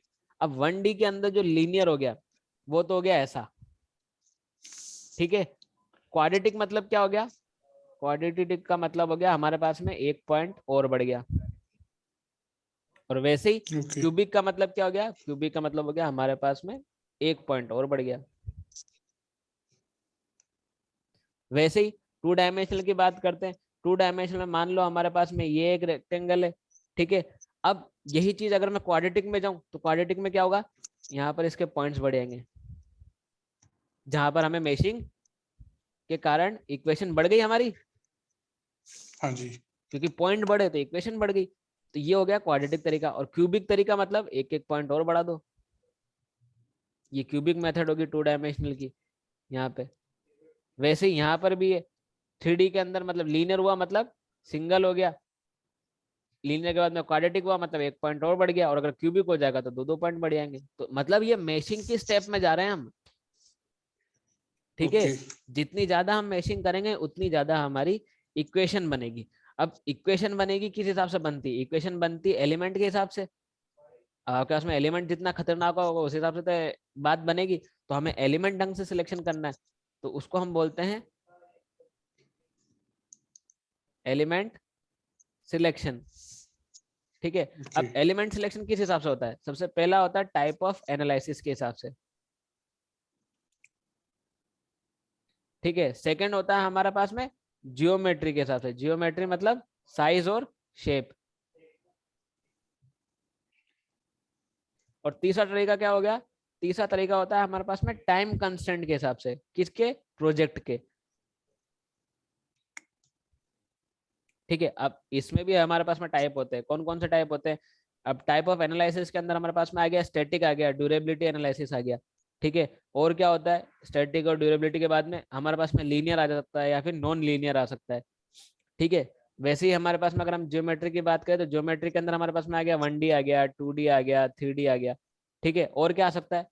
ये तो सिंपल हो गया। सिंपल हो गया मतलब अपोजिट क्या हो गया इसका? कॉम्प्लेक्स हो गया। ठीक है, वैसे ही हमारे पास में टाइम में आ गया, तो टाइम में आ गया मतलब जो उसकी प्रोडक्ट की लाइफ साइकिल टाइम है वो टाइम डिपेंडेंट होगी। प्रोडक्ट लाइफ साइकिल वो टाइम डिपेंडेंट हो गया। या फिर प्रोडक्ट रन टाइम हो गया कि वो कितना टाइम चलेगा। तो ऐसे हम एलिमेंट का सिलेक्शन करते हैं, किस हिसाब से हम एलिमेंट के ऊपर काम करने वाले हैं। ठीक है, अब इसके बाद में हम बात करते हैं हमारे पास में एनालाइजिंग के तरीके। अब वैसे तो हमारे पास में एनसीएस के अंदर करीब 6 से 8 तरीके होते हैं एनालाइजिंग के। ठीक है, अब वो तरीके हमें जानना जरूरी है। ये थ्योरेटिकल में एक काम करते हैं, मान के चलते हैं कि ये लास्ट पार्ट है, उसके बाद हम एनसीस देखेंगे एनसीस कैसे काम करता है। थ्योरेटिकल में हम लास्ट पार्ट पे कवर करते हैं। ये हमारे 6 से 8 तरीके के बारे में हम अभी थोड़ा सा देखने वाले हैं।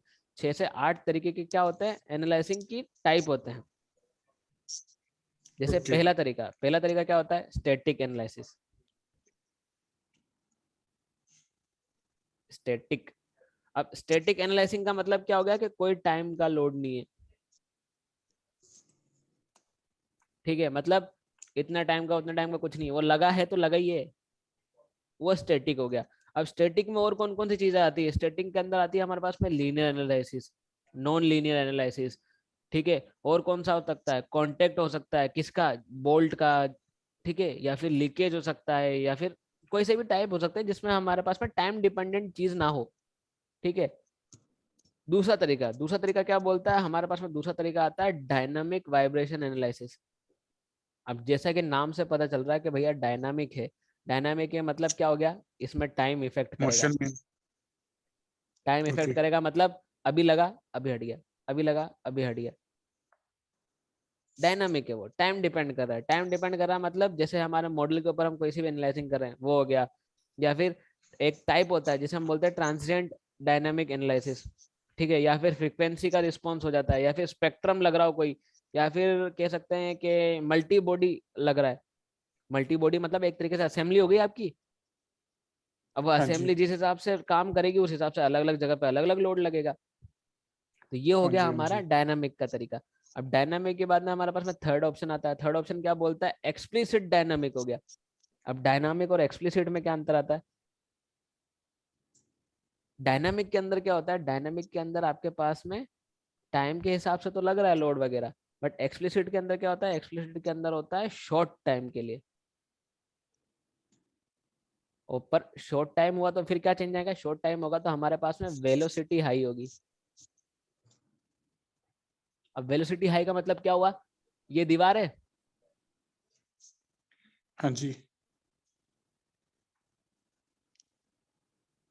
ये कार जैसी लग रही है, आई हाँ टकरा जी। गई, हाँ जी। हाँ जी। कितनी देर का काम हुआ, सेकंड्स। सेकंड्स का। अब वो जस्ट उसमें टकराई और रिटर्न हो गई, अब क्या चेंजेस आया पता नहीं। तो वो एक particular short of time period हो गया, पर क्या हुआ, वेलोसिटी बहुत हाई थी। तो ऐसे टाइप के हम्म। एनालाइसिंग को हम क्या बोलते हैं, ऐसे टाइप के एनालाइसिंग को हम बोलते हैं एक्सप्लिसिट डायनामिक एनालिसिस, ओके। ठीक है। ये सब टाइप है कि किस टाइप का, अगर आपको नॉर्मल बीम के ऊपर निकालना है तो वो स्टैटिक में चला जाएगा। अगर आपको एक पर्टिकुलर ऑब्जेक्ट पे निकालना है जिस पे टाइम वेरिएंट आता है उसमें निकालना है, अगर आपको जस्ट टच करके वापस हटाना है, एकदम एक्सप्लोजन वाली चीज देखनी है, तो वो एक्सप्लिसिट डायनामिक एनालिसिस हो जाता है। इसके बाद में हमारे पास में एक तरीका आता है, फोर्थ ऑप्शन, जिसको हम बोलते हैं फटिग ड्यूरेबिलिटी। फटिग ड्यूरेबिलिटी का मतलब क्या हो गया, हम यहाँ पर स्ट्रेस की लाइफ हो गई या फिर स्ट्रेन की लाइफ होगी, उसके अप्रोच को देखते हैं, ठीक है, जिसमें आता है फटिग। अरे यार, fatigue, fatigue durability. Fatigue durability जैसा मैंने अभी बताया कि क्या होता है, स्ट्रेस की लाइफ हो जाता है या फिर स्ट्रेन का लाइफ हो जाता है। और इसके अंदर जो बड़े बड़े टर्म आते हैं जिसको बोलते हैं हम ASME और DNV, इसके स्टैंडर्ड फटिग एनालिसिस भी करते हैं, ठीक है। पांचवा तरीका आता है हमारे पास में थर्मल एनालिसिस। थर्मल का मतलब, थर्मल का मतलब टेम्परेचर का इफेक्ट है उसके बस ऊपर। सबसे सिंपल, हमारा टेम्परेचर इसमें इफेक्ट डालेगा। टेम्परेचर इफेक्ट डालेगा मतलब वो पॉइंट कहीं से कह सकते हैं कि लिक्विफाइड होके चेंज हो जाए, या फिर वो मेटेरियल के ऊपर उसको क्या कर देता है, मेल्ट कर दे। तो वो टेम्परेचर वाला जब भी इफेक्ट आएगा, उस इफेक्ट के ड्यूरिंग एनालाइसिंग जो भी होगी वो हम थर्मल में करेंगे, ठीक है। अब थर्मल के बाद में हमारे पास में क्या ऑप्शन आता है, ऑप्टिमाइजेशन आता है। ऑप्टिमाइजेशन मतलब साइज और शेप का जो ऑप्टिमाइजेशन होगा वो इसके अंदर हम देखेंगे। या फिर टोपोग्राफिक होता है, या फिर टोपोलॉजी जो ऑप्टिमाइजेशन होता है, ये थोड़ा सा भारी भारी टर्म है, अगर आप थोड़ा सा रिसर्च करोगे इनके बारे हाँ में जी। तो पता चल जाएगा, मतलब ऐसे ही एक आधी वीडियो में समझ में आ जाएगा, ठीक है। और अब हमारे पास में छठा तरीका कौन सा हो गया, ऑप्टिमाइजेशन। ओके। ऑप्टिमाइजेशन,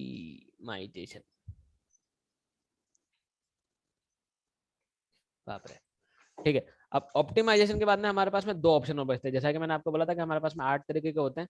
ऑप्टिमाइजेशन के बाद में हमारे पास में होता है 7वां तरीका। क्या होता है 7वां तरीका? होता है हमारे पास में हाई एंड एनालिसिस।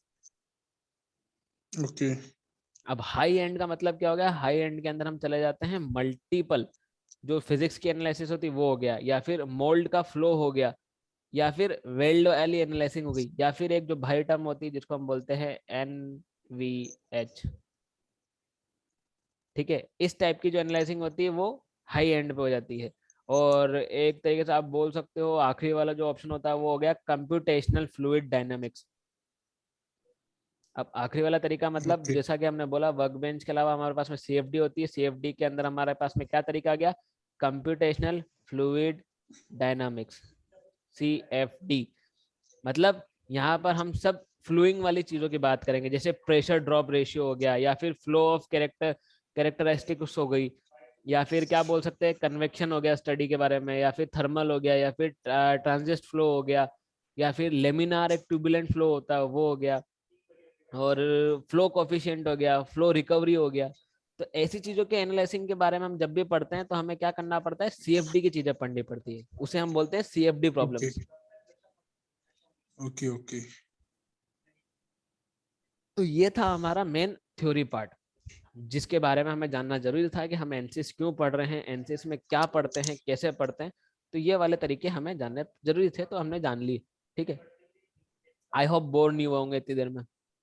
नहीं बिल्कुल नहीं बिल्कुल नहीं सर। क्लीन कर देते हैं स्क्रीन। अब जैसा कि आप लोग देख पा रहे हैं, अब हम फाइनली आ चुके हैं हमारे एनसिस के स्क्रीन पे। इसको हम बोलते हैं एनसिस वर्क बेंच, और मेरे पास में है एनसिस 19.1। आप लोगों के पास में इंस्टॉल्ड है? इंस्टॉल्ड है एक सेकंड। अगर इंस्टॉल नहीं होगा तो प्रैक्टिस कैसे करोगे, क्वेश्चन कैसे निकालोगे? 19.1 ही है मैं सेम। परफेक्ट। नहीं सर, नहीं है install। तो सौरभ सर देखो, इंस्टॉलेशन में मैं इतनी सी हेल्प कर सकता हूँ कि मैं आपको ये बता सकता हूँ डाउनलोड कहाँ से करना है, और इंस्टॉल करने का तरीका आपको यूट्यूब पे मिलेगा। क्यों? क्योंकि ऑनलाइन अगर क्लास के टाइम पे अगर मैंने आपको इंस्टॉल करने का तरीका बताया तो आपका नेट कनेक्ट होगा। और ये कौन सा वर्जन यूज कर रहे हैं हम यूज कर रहे हैं क्रैक वर्जन। तो क्रैक वर्जन में अगर नेट चालू होगा तो वो ऑटोमेटिकली वहां पर फीडबैक पहुंचा देगा कंपनी में, तो वो आपके वैसे ही काम नहीं करेगा। तो आपको उसी हिसाब से देखना पड़ेगा। यूट्यूब पे वीडियोस मिल जाएगी। डाउनलोड करने का तरीका मैं आपको बता देता हूँ। डाउनलोड करने के लिए आपको क्या करना है, गेट इनटू पीसी टाइप करना है गूगल पे। वहां पे जो विंडो ओपन होगी उसके अंदर आप लिख दो एनसिस। आपको जो भी एनसिस सही लगे वो एनसिस डाउनलोड कर लो, और उसके रिगार्डिंग आप यूट्यूब पे लिख दो how to install ANSYS from get into PC. तो वो जो वीडियो आएगी उस वीडियो को 15 मिनट की उसको पूरा देख लो या फिर लिख लो, और वैसा का वैसा तरीका फॉलो कर लो, तो आपके इसमें इंस्टॉल हो जाएगा। ठीक है, काफी है इतना जानना? हाँ सर। काफी है। ठीक है, तो अब हम चलते हैं हमारे पॉइंट्स पे कि कौन सी चीज क्या होती है। तो यहाँ पर हमारे पास में लिखा हुआ है अनसेव्ड प्रोजेक्ट वर्कबेंच। तो हमारी एनसिस वर्कबेंच यहाँ पर चालू हुई। अब एनसिस वर्कबेंच चालू होने के बाद में यहाँ पर हमारे पास में जो सबसे पहली चीज आ रही है, इसको हम क्या बोलेंगे? अगर जिसने पढ़ा हुआ है कृपया बताएं फटाफट। हेल्प। इसको हम बोलेंगे title bar. Title bar sorry. ठीक है, ये फर्स्ट विंडो हो गई हमारी टाइटल बार। इसको क्या बोलेंगे? इसको हम बोलेंगे मेन्यू बार। ठीक है, समझ में आया? इतने में तो हाथ आ दो गया बोलो सर। यार। हाँ जी आ गया। ठीक है, अब इस चीज को हम और क्या बोल सकते हैं? इस चीज को हम ये बोल सकते हैं स्टैंडर्ड टूल बार। ओके यहाँ पर ये हमारे पास में टाइटल हो गया, यहाँ पर हमारे पास में मेन्यू हो गया, यहाँ हमारे पास में हो गया स्टैंडर्ड, जिसमें हमारे पास में क्या है, ये न्यू ओपन इनका हमारे पास में ऑप्शन हो गया।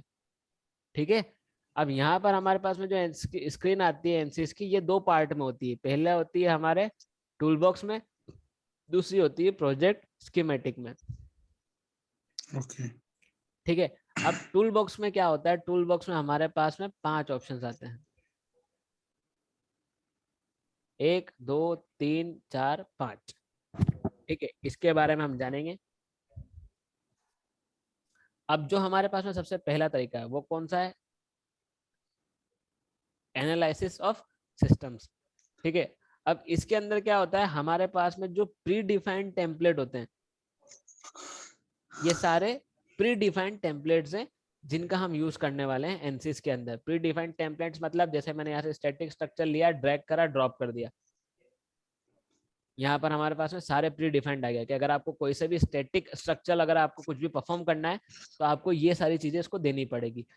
वैसे ही अगर हमारे पास में मान लो स्टडी थर्मल वाला आ गया, थर्मल पे क्लिक करा, तो यहाँ पर जो भी डाटा हमें देना होगा वो उस हिसाब से हमारे पास में यहाँ पर आ जाएगा। तो ये क्या होता है, ये प्री डिफाइंड होता है, इसमें हमारे पास में कोई ऑप्शन नहीं होता, ये ऐसा कैसा स्टेप बाय स्टेप एक तरीके से हमारे पास में डाटा दे देगा। जगमाल का कॉल आ रहा है।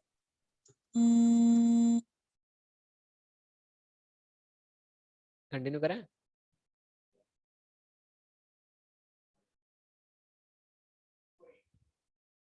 हाँ सर। अब अगला हमारे पास में क्या ऑप्शन आता है, अगला हमारे पास में ऑप्शन आता है कंपोनेंट सिस्टम। अब कंपोनेंट सिस्टम क्या होता है, कंपोनेंट सिस्टम होता है जिसके अंदर हमारे पास में अलग अलग एप्लीकेशंस होती है, ठीक है, जिसको हम क्या कर सकते हैं, एक्सेस कर सकते हैं। काय के लिए, अगर हमारे जो भी एनालाइजिंग सिस्टम है उसको और बढ़ाना है या फिर कम करना है, मतलब बढ़ाना ये ऑब्वियसली, कम तो क्या करेंगे, अगर उसको हमें और बढ़ाना है, मतलब लिंक करना है या फिर कनेक्टिविटी दिखानी है, उसके लिए हम यूज कर सकते हैं कंपोनेंट सिस्टम का। या फिर अगर हम सब चीजें अलग अलग डिफाइन करना चाहते हैं, जैसे हमारे पास में क्या हुआ था, एनालाइजिंग सिस्टम के अंदर क्या था, सब पूरी स्टेप बाय स्टेप आ जाता है, बट अगर हम एक एक स्टेप अलग अलग करना चाहते हैं तो हम किसका यूज करेंगे, हम कंपोनेंट सिस्टम का यूज करेंगे। इनको हम डिटेल में देखेंगे, ठीक है। अब कंपोनेंट सिस्टम के बाद में हमारे पास में क्या ऑप्शन आता है, कस्टम सिस्टम का ऑप्शन आता है। अब कस्टम सिस्टम क्या होते हैं, कस्टम सिस्टम क्या होते हैं, ये एक प्री डिफाइंड होते हैं के एनालाइजिंग सिस्टम, काय के लिए, कपल्ड एप्लीकेशन के लिए। तो जो भी टाइप की कपल्ड एप्लीकेशन अगर हमारे पास में कोई आती है, कपल्ड प्रॉब्लम हमारे पास में आती है, जैसे थर्मल स्ट्रेस हो गया, रेस्पॉन्स स्पेक्ट्रम हो गया, या फिर रैंडम वाइब्रेशंस हो गए, तो ऐसे ही जो कपल वाली चीजें आती है हमारे पास में, जो मतलब दो चीजों से मिलकर बन रही है, वैसे वाली कोई चीजों में दिक्कत आती है, तो उस टाइप की चीजों को सॉल्व करने के लिए हम कस्टम सिस्टम का यूज करेंगे।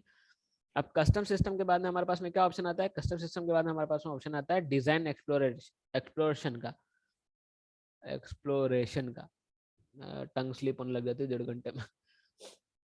ठीक है, अब डिजाइन एक्सप्लोरेशन में क्या होगा, डिजाइन एक्सप्लोरेशन के अंदर हमारे पास में बहुत सी ऐसी चीजें आती है जिनका हम बहुत ज्यादा यूज करने वाले हैं, काय के लिए, पैरामेट्रिक मैनेजमेंट के लिए, या फिर हम ये बोल सकते हैं कि ऑब्जर्वेशन के लिए।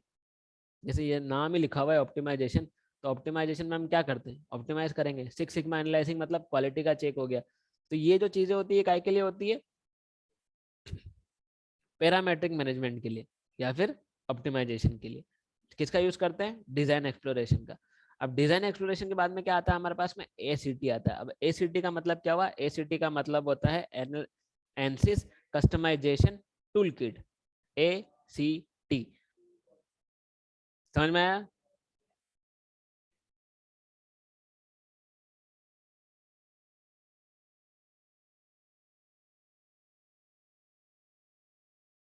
सो गए क्या दोनों के दोनों। Yes sir, yes sir, yes sir, yes.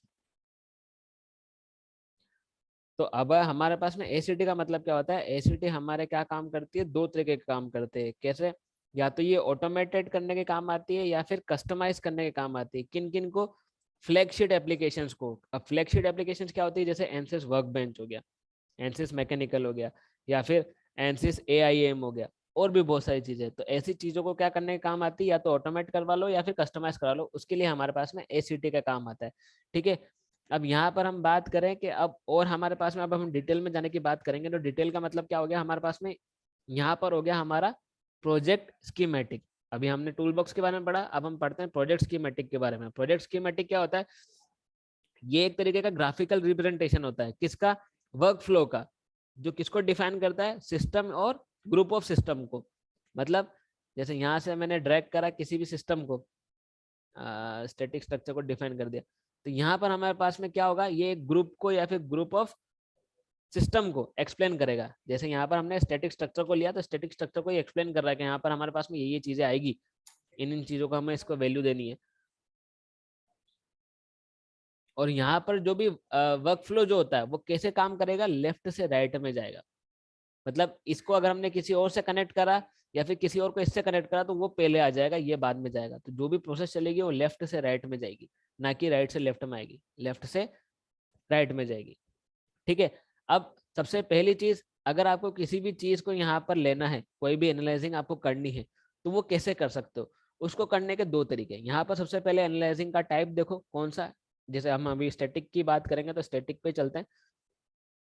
हमारी जो माउस की है उससे लेफ्ट माउस की से इसके ऊपर क्लिक करो, ड्रैग करो और इसके ऊपर जाके रख दो।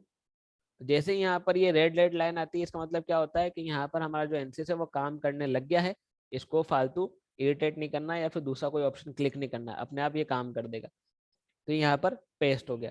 डिलीट करने का तरीका, एरो पे क्लिक करो, डिलीट कर दो, तो ये यहाँ से हट जाएगा। ठीक है। और दूसरा तरीका क्या है? दूसरा तरीका ये है कि जो भी आपको एनालाइजिंग का तरीका चाहिए, आपको ऑप्शन चाहिए प्री डिफाइंड, उस पर डबल क्लिक कर दो। डबल क्लिक करा तो भी वो कहाँ चला गया? प्रोजेक्ट स्कीमेटिक में। और क्या कर सकते हो आप यहाँ से आप राइट क्लिक करो, कोई सी भी इसके ऑप्शन के ऊपर राइट क्लिक करा और डिलीट कर दिया। ठीक है। तो ऐड करना और रिमूव करना दोनों पता चल गया। हाँ सर। ठीक है। अब हम आप बात करते हैं, यहाँ पर हमारे पास में यहाँ पर लिखा हुआ है व्यू ऑल। ठीक है। अब ये व्यू ऑल का मतलब क्या होता है कि जैसे भी आपके पास में यहाँ पर एनालाइजिंग का सिस्टम है, हमने व्यू ऑल पे क्लिक करा तो यहाँ पर हमारे पास में क्या लिखा हुआ आ रहा है? जो भी हमारे पास में लिस्ट है एनालाइजिंग सिस्टम के अंदर, उसमें हम कितने ऑप्शन ले सकते हैं वो सब लिखे हुए आ रहे हैं यहाँ पर। डिजाइन के अंदर कितने हो सकते हैं, कस्टमाइज के अंदर कितने हो सकते हैं। तो आप चाहो तो इनको ऐड और रिमूव कर सकते हो। मतलब अगर आपको ये सब नहीं चाहिए तो इनको हटा दो।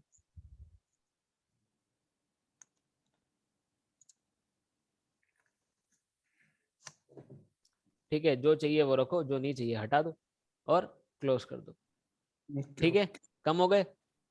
वैसे ही अगर आपको हाँ जी, ऐड हाँ जी। करने हैं तो क्लिक करो, इस एक नंबर पे क्लिक कर दो, सब अपने आप ऐड हो जाएंगे। ठीक है। Okay okay. अब अगर मान लो गलती से आपसे ये दोनों बंद हो गए, अब कहाँ से लाओगे वापस?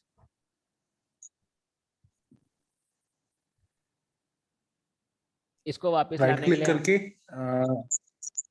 राइट क्लिक ही नहीं हो रहा सर।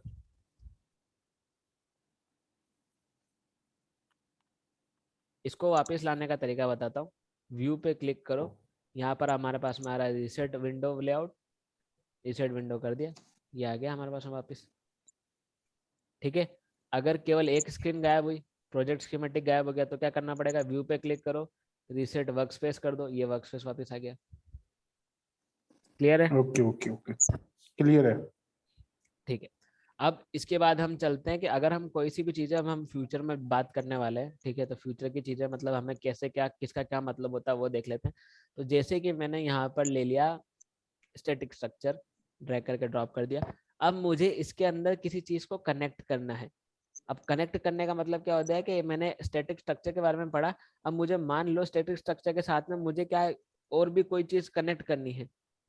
तो जो भी अगर आपको यूज़ करना है उसको हमें चूज करना पड़ेगा।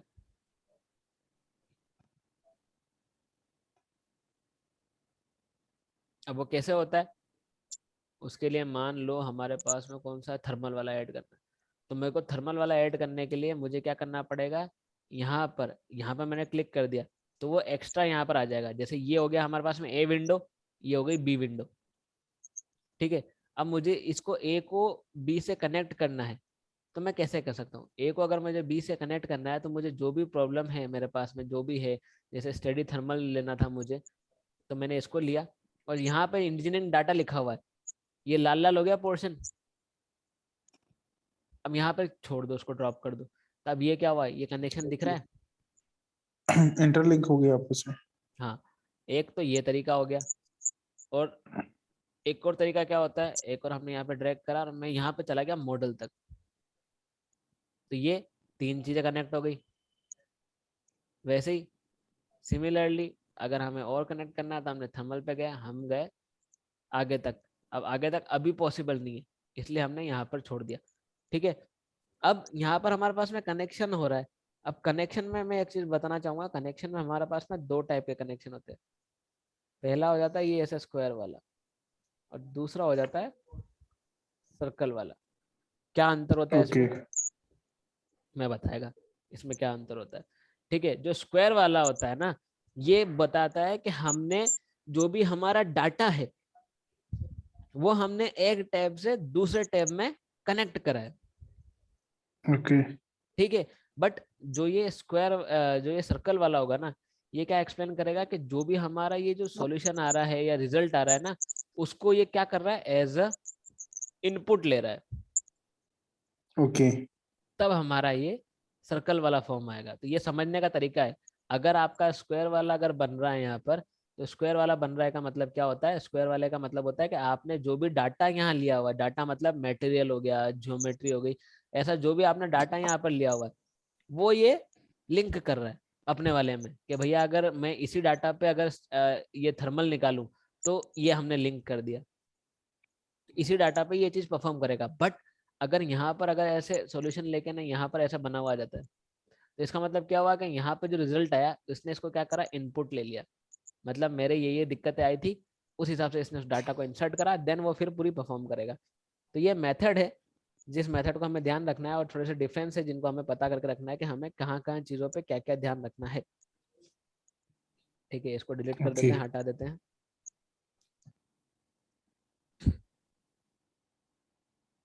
और अगर हमें, जैसे कि मैंने अभी आपको बोला था कि जैसे हमारे पास में जो फर्स्ट मेथड होती है वो कौन सी होती है, एनालाइजिंग हो गई। ठीक है, एनालाइजिंग सिस्टम हो गया। एनालाइजिंग सिस्टम के अंदर हमारे पास में क्या होता है, प्री डिफाइंड होता है। तो मैंने बताया था एक चीज और कि दूसरा वाला जो नाम है हमारे पास में कंपोनेंट सिस्टम, इसका मतलब क्या होता है। देखते हैं आप लोग कितना एक्टिवेटेड है, कितना सुन रहे हैं,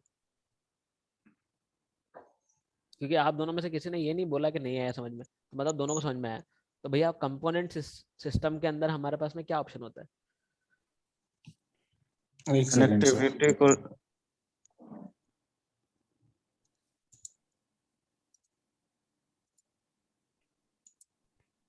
ये चीटिंग कोई नहीं करेगा, कंप्यूटर खोल के देख देख के टिप टिप के आंसर कोई नहीं बताएगा। पता है तो हाँ बोलो, नहीं पता है तो मना करो।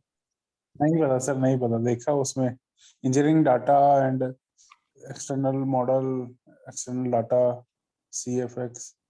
जैसा कि मैंने बताया कि अगर हमारे पास में कोई भी हमने कंपोनेंट क्लिक कर रखा, अगर मुझे इसको एक्सपांड करना है, एक्सपांड करना मतलब और फैला के बनाना है, तो हम इस चीज का यूज कर सकते हैं।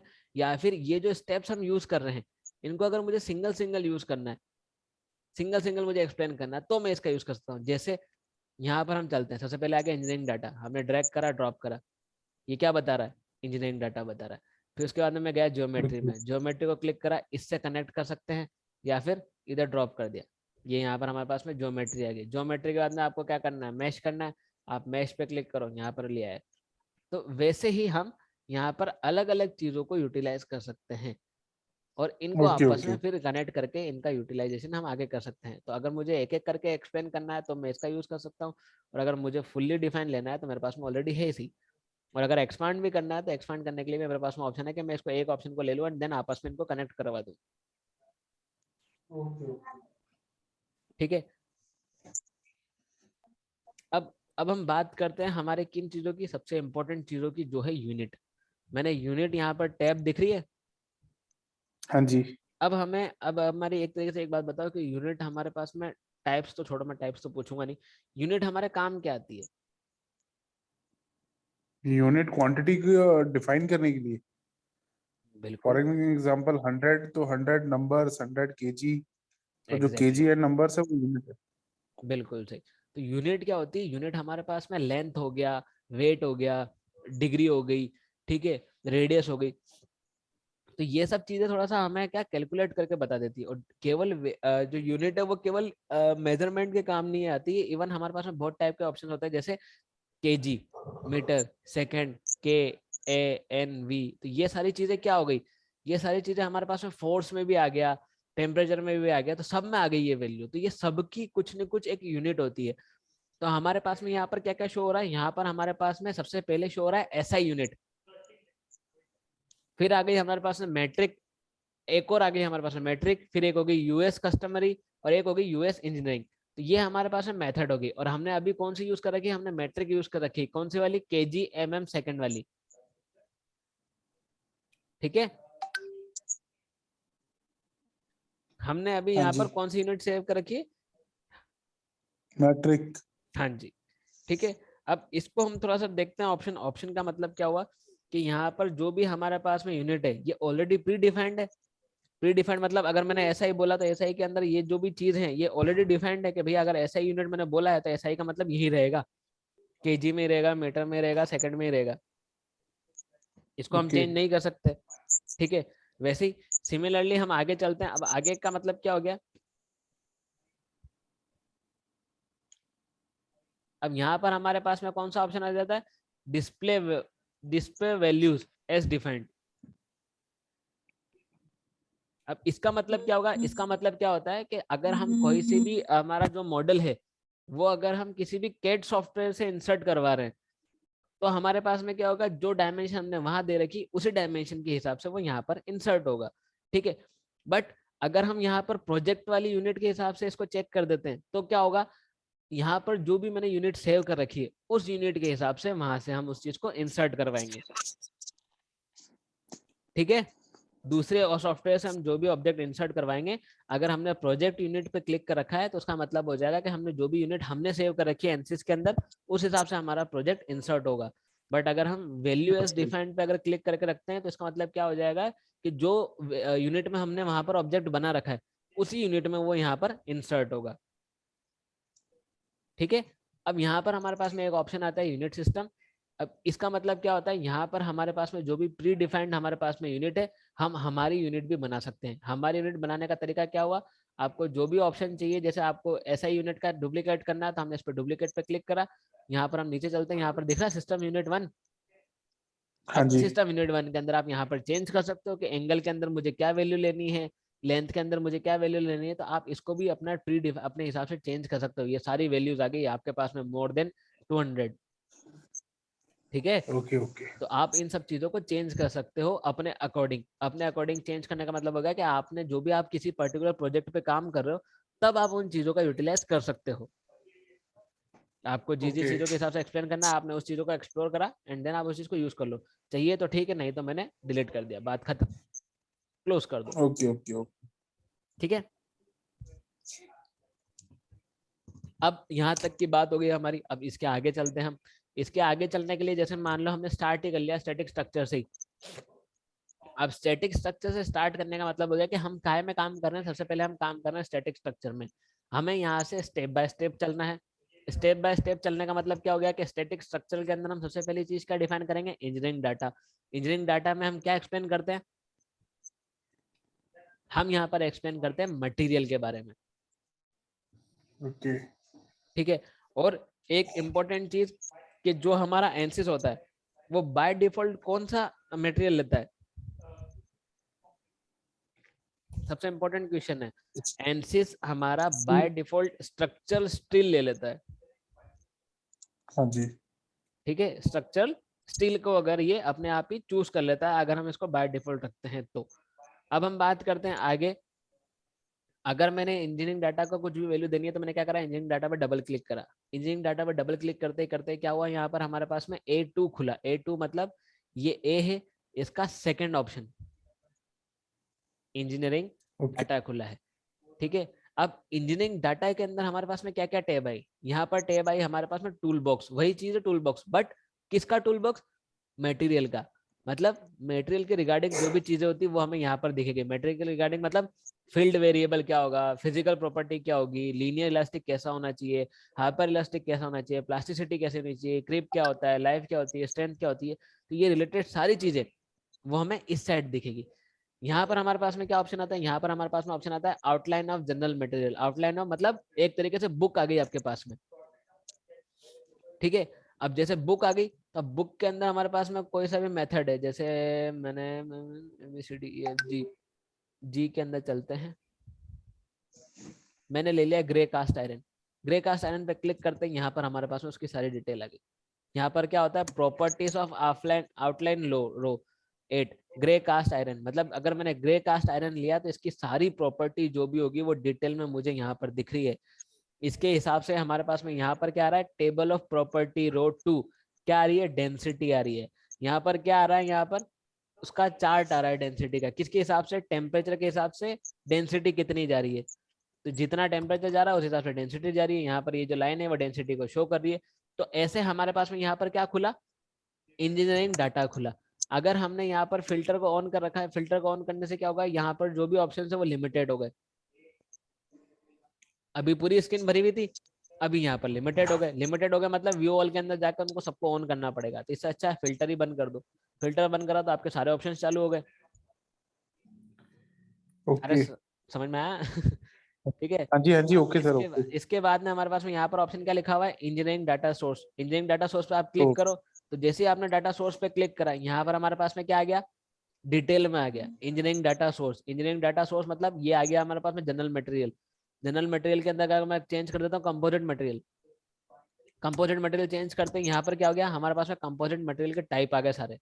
18 टाइप के कंपोजिट मटेरियल है हमारे पास में यहाँ पर। अब उसमें से किसी को भी सिलेक्ट करो तो उसकी प्रॉपर्टी हमारे पास में यहाँ पर आ गई, और उस प्रॉपर्टी के अंदर आप उस पर क्लिक करोगे तो यहाँ पर उसकी साइड वैल्यू आ जाएगी। जैसे अगर हमने यहाँ पर ऑर्थोरोपिक इलेक्ट्रिसिटी पे क्लिक कर दिया तो यहाँ पर क्या आ गया, उसकी इलेक्ट्रिसिटी के बारे में आ गया। वैसे ही यहाँ पर अगर मैंने प्लाई टाइप पे क्लिक कर दिया तो प्लाई टाइप की जो भी डिटेल होगी यहाँ आ जाएगी। पग कांस्टेंट के बारे में क्लिक कर दिया, या फिर ये जो कांस्टेंट उसके बारे में क्लिक कर दिया तो यहाँ पर उस कांस्टेंट के रिगार्डिंग जो चार्ट है वो अवेलेबल हो जाएगा। तो ये क्या काम करता है, ये एक तरीके से हमारे पास में उस मटेरियल की ईच एंड एवरी डिटेल देता है, सारी प्रॉपर्टी एक्सप्लेन करता है हमें यहाँ पे। ठीक है। अगर आप यहाँ पे आप कोई भी टैब बंद कर देते हो तो इसको रिस्टोर कैसे करना है,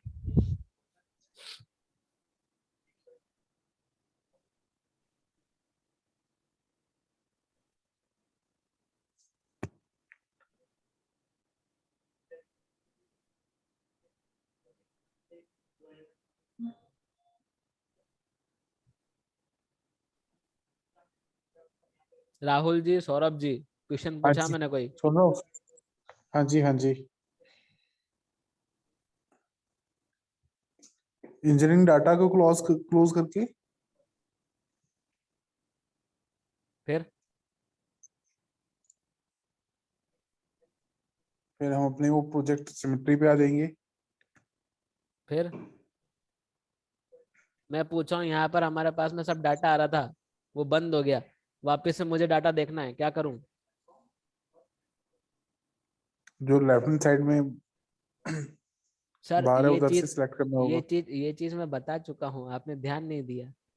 हमें व्यू पे क्लिक करना है, रीसेट विंडो लेआउट पे क्लिक करना है, सारी लेआउट अपने आप ऑटोमेटिकली रीसेट हो जाती है। ओके, ओके, नहीं ये तो याद है। तो वही तो पूछा मैंने, लेकिन याद का मतलब क्या हुआ, काम वो नहीं तो आया वो तो?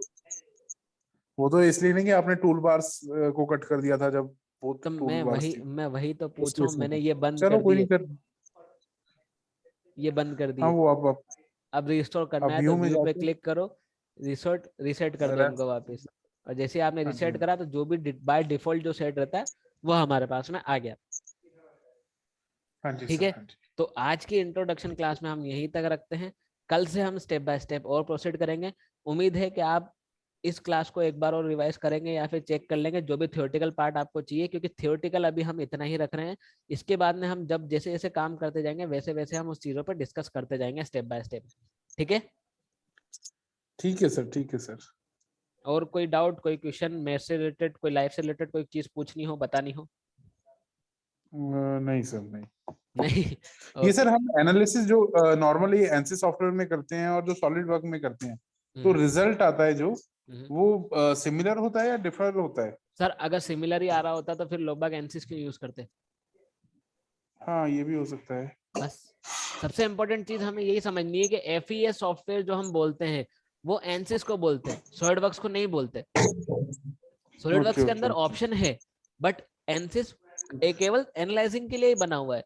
तो ऑब्वियसली बात है, इसमें हमारे पास में ऑप्शन अच्छे हैं, रिजल्ट एक्यूरेट आता है, अच्छा आता है, हमारे पास में आउटकम डिटेल में आता है। तो वो सारे फीचर्स है जिसके कारण हम एनसिस का यूज कर सकते हैं इंस्टेंट ऑफ सॉलिडवर्क्स। सॉलिडवर्क्स को हम केवल डिजाइन में यूज करते हैं, केटिया को हम डिजाइन में यूज करते हैं, यूनिग्राफिक्स एनएक्स को हम डिजाइन में यूज करते हैं। वैसे ही एफईए के हमारे पास में केवल एनसिस नहीं है, और भी सॉफ्टवेयर हैं। तो हम केवल ओके, एनसिस को ओके, जानते हैं, इसलिए हम एनसिस का यूज कर सकते हैं। दूसरी कंपनी दूसरा यूज करती है, कोई और कंपनी अपना पर्सनल यूज करती है एनालाइजिंग सॉफ्टवेयर, तो डिपेंड करता है। ओके, ओके, ओके, ठीक है। तो कल मिलते हैं वापस 5 बजे। Till then, okay, thank you okay, so much. Okay, thank you sir. ठीक है सौरभ सर। सौरभ सर ने भी छोड़ दिया, बहुत बढ़िया।